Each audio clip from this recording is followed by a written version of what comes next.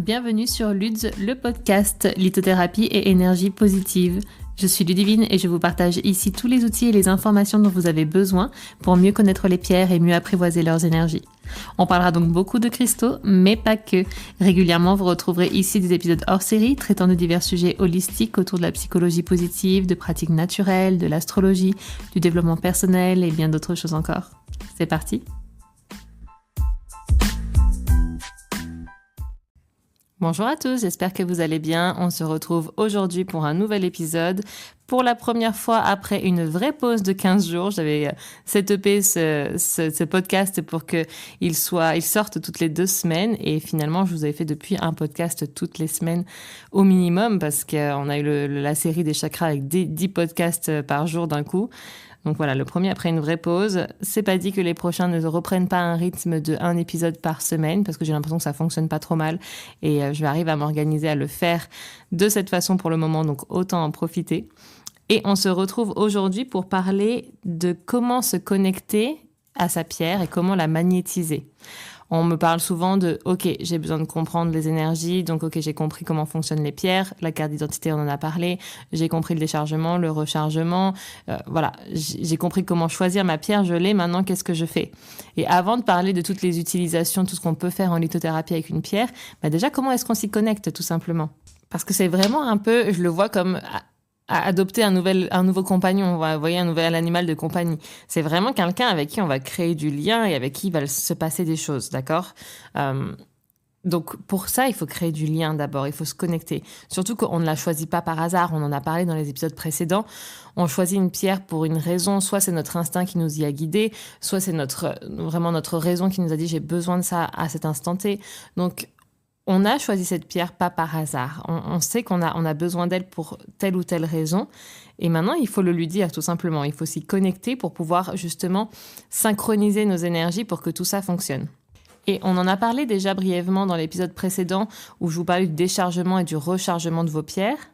Et lorsque je vous parlais du déchargement ou encore de la visualisation pour procéder, je vous disais que déjà à cet instant, c'était intéressant de créer un lien avec sa pierre. On lui demande de se décharger de tout ce qu'elle a connu jusqu'alors.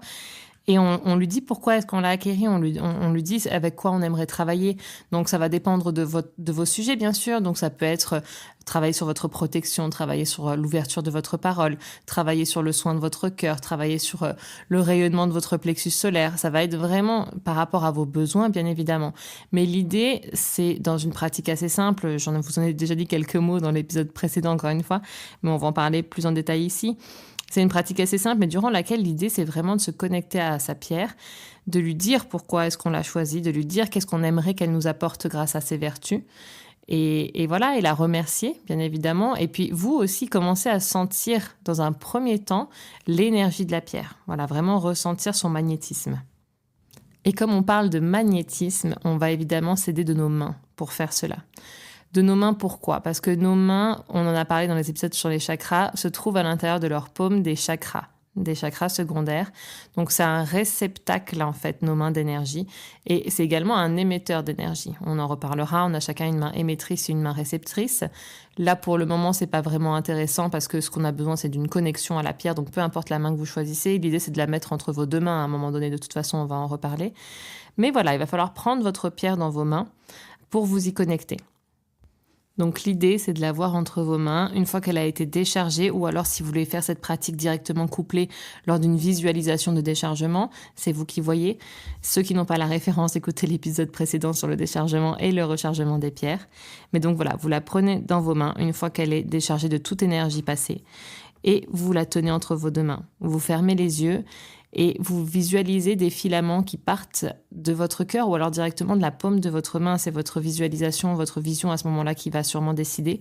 Mais ayez cette idée de voir des petits filaments, des petites gouttes, ce que vous voulez. Mais voilà, quelque chose d'énergétique qui va se dégager de vos mains et qui va venir se connecter à votre pierre, d'accord ? Ça va être assez électrique, qui va venir vraiment se brancher à votre pierre, d'accord ? À ce moment-là, c'est là où vous allez lui dire pourquoi est-ce que vous voulez qu'elle se connecte à vous. Pourquoi est-ce que vous l'avez choisie ? Qu'est-ce que vous aimeriez qu'elle fasse pour vous ? Sur quel plan de votre vie, de votre être vous aimeriez qu'elle vous aide. Voilà, donc vraiment c'est à ce moment-là qu'il faut le dire, vos premières intentions de travail avec elle, d'accord? Vous allez peut-être ressentir un petit picotement, de la chaleur, vous allez voir, on va en parler plus tard, c'est normal. Donc vous commencez, vous initiez cette pratique par cela, et après, vous allez vous concentrer sur sa propre énergie, l'énergie qui part de son cœur, l'énergie qu'elle dégage, et voir à quel point vous allez pouvoir recevoir son énergie. Commencez à la capter, commencez à vous y connecter pour que vraiment le lien entre elle et vous se fasse, pour que toutes les pratiques que vous allez faire avec elle par la suite soient déjà initiées par celle-ci. Qu'il y ait déjà ce lien qui soit connecté entre vous et que tout travail par la suite soit beaucoup plus rapide, beaucoup plus facile et beaucoup plus intense. D'accord ? Donc ça, tout le monde peut le faire, d'accord ? Ressentir de l'électricité dans vos mains, des picotements, de la chaleur et vous connecter, magnétiser votre pierre, tout le monde peut le faire. Pas forcément uniquement les magnétiseurs, on va penser directement à ces personnes-là qui ont un don, qui ont un fluide assez fort lorsqu'on parle de magnétiser et programmer sa pierre, mais tout le monde peut le faire. Vous pouvez la prendre entre vos mains et réellement, la connexion va se faire, d'accord ? Et vous pouvez ressentir ces picotements. Pour les personnes les plus scientifiques d'entre nous, pourquoi est-ce qu'on peut ressentir ces picotements ? L'effet piézoélectrique. Je ne sais pas si ça parlera à tout le monde. C'est un effet qui a été découvert par Pierre Curie, qu'on ne présente plus bien évidemment, qu'on soit scientifique ou pas. Mais il a découvert cet effet lors de nombreuses études qu'il a pu pratiquer. Et selon cet effet, lorsqu'on applique une pression sur un cristal, il y a une tension électrique qui se produit, en fait, à sa surface. Et c'est d'ailleurs cet effet qui permet à nos montres quartz de fonctionner. Le quartz que l'on insère à l'intérieur de leur batterie est comprimé et compressé, et de quoi va sortir une décharge électrique qui va permettre à la montre de fonctionner. Et c'est ce qui se passe lorsqu'on tient notre cristal entre nos deux mains et qu'on presse contre lui, quand on le tient fermement. Parce qu'on va le serrer, le tenir entre nos mains, on va le réchauffer et on va ainsi activer cette force électromagnétique. Et on va activer sa vibration qui va entrer de ce fait en résonance avec la nôtre parce qu'il se trouve entre nos mains. D'accord ? Donc c'est énergétique, c'est spirituel, mais c'est également scientifique. C'est prouvé, il y a cette connexion qui se fait entre un cristal et notre propre énergie, nous l'être humain, lorsqu'on appose notre main sur lui et qu'on presse contre lui. D'où ce sentiment un petit peu électrique qu'on peut sentir à son contact. Donc vous voyez à quel point cette pratique est forte parce que c'est physique autant que énergétique. On va vraiment se connecter à proprement parler à notre pierre et ressentir son énergie, et lui donner la nôtre et lui expliquer pourquoi est-ce qu'on aimerait se connecter à elle. Donc voilà, c'est primordial pour moi de faire cela avec une pierre. Une fois qu'elle a été déchargée, on l'a choisie en conscience, on sait pourquoi est-ce qu'on l'a, on a compris nos centres énergétiques qui étaient nos 7 chakras principaux, on sait ce qu'on a à travailler, on sait pourquoi on l'a choisie, ou alors on le sait pas forcément mais on sait qu'elle nous a appelés, on l'a prise, à ce moment-là, voilà, on sait quand même où est-ce qu'elle va devoir travailler avec nous, sur quel plan elle va pouvoir nous aider, et il faut le lui dire en fait. Tout simplement, il faut le lui demander et il faut créer du lien avec elle pour que cela se fasse par la suite. Donc après, vous allez peut-être la garder sur vous pendant la journée. C'est une pierre que vous allez peut-être garder la nuit pour dormir parce que c'est ce besoin que vous aimeriez réguler. C'est une pierre avec laquelle vous allez méditer de temps en temps. C'est une pierre que vous allez peut-être utiliser pour des voyages astraux, pour réaligner vos chakras. Voilà, pour X raisons, quelles que soient ces raisons, vous allez après initier un travail qui sera beaucoup plus fort avec votre pierre une fois que vous l'aurez programmée, que vous l'aurez magnétisée et que vous l'aurez connectée à vous. Voilà. Donc c'est vraiment important. On n'en parle pas souvent, on parle du déchargement, du rechargement, on purifie sa pierre et hop, allez, c'est parti, on la prend pour la journée. Oui, forcément, ça va marcher. Mais l'idée, c'est quand même qu'il y ait un lien qui soit créé avant et que elle vous comprenne et vous la compreniez et que de cette façon, vous n'aurez... Imaginons, vous la prenez pour la journée et quelque chose se passe, vous savez que c'est justement ce centre énergétique qui se dérègle facilement chez vous. Un événement se passe et boum, forcément ça vous chamboule. Vous n'aurez qu'à penser à votre pierre qui est avec vous pour que tout de suite il y ait un lien qui se connecte. Vous lui avez dit que ça c'était problématique pour vous, vous avez besoin d'aide à ce moment-là. Vous allez penser à elle et hop, ça va vous réconforter tout de suite, ça va commencer à initier un travail déjà. D'accord ? Donc c'est beaucoup plus important, beaucoup plus fluide et beaucoup plus intense de commencer avec sa pierre de cette façon-ci.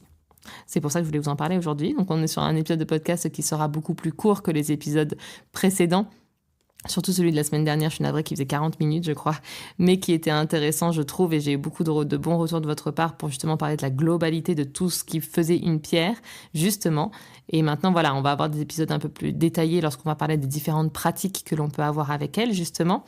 Mais voilà, la première chose à faire, c'est ça. Voilà, donc il me semblait vraiment important de vous le poser ici. Donc j'espère que cet épisode pourra vous aider, qu'il vous donnera encore une fois une clé supplémentaire et voilà, une connaissance un peu plus approfondie dans votre pratique avec vos pierres. Voilà, je vous laisse ici. Comme d'habitude, n'hésitez pas à me faire vos retours. Merci encore pour vos retours des épisodes précédents. Ça me fait chaud au cœur et surtout, c'est important pour moi de voir à quel point ça a pu résonner ou non et qu'est-ce que j'aurais pu peut-être ajouter de supplémentaire. Voilà, tout ça, je le travaille grâce à vos retours. Donc, merci encore. Et si ça vous a plu, merci de le dire également parce que justement, ça m'encourage à continuer à partager mes pratiques avec vous. Donc, on a tous une vision particulière de la lithothérapie et je trouve intéressant de partager la nôtre pour que justement ça puisse aider un plus grand nombre. Je vous laisse ici, je vous souhaite une très très belle journée, je vous dis à bientôt. Bye bye.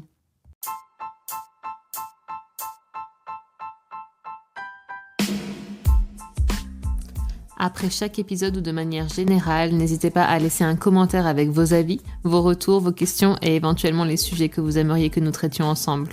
N'hésitez pas également à mettre la note de votre choix sur la plateforme d'écoute que vous utilisez afin de faire connaître ce podcast.